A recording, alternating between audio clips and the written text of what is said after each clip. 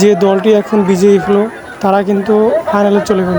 এটি 4 দলীয় খেলা, যারা জিতবে তারা কিন্তু ফাইনাল চলে যাবে এবং যারা হারবে তারা কিন্তু বাদ পড়ে যাবে। এই খেলার নিয়ম এটাই।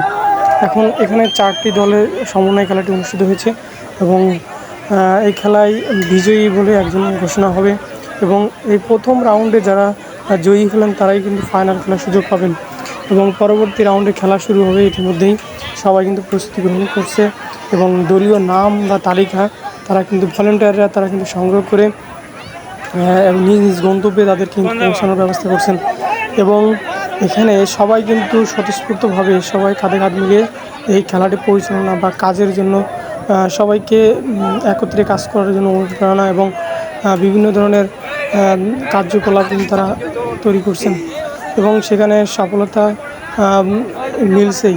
সবাই কিন্তু ভিডিও করছেন এবং সবাই যার যার ফোনেই কিন্তু দেখাচ্ছেন যে এই খেলাটি সোশ্যাল মিডিয়ায় বা বিভিন্ন জায়গায় কিন্তু তারা পৌঁছে দেবেন।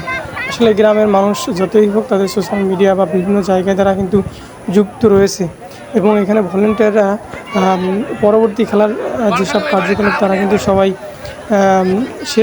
শেষের পথে এবং যার যার প্লেয়ার 2 দল তারা কিন্তু প্রস্তুতি গ্রহণ করছে এবং 2 দল কিন্তু প্রস্তুতি অলরেডি নিয়ে নিয়েছে। 2 পাশে 2 দল চলে গেছে, তারা তাদের পজিশন ঠিক করছে যে কীভাবে দাঁড়ালে বা কীভাবে করলে এটা সঠিক হবে।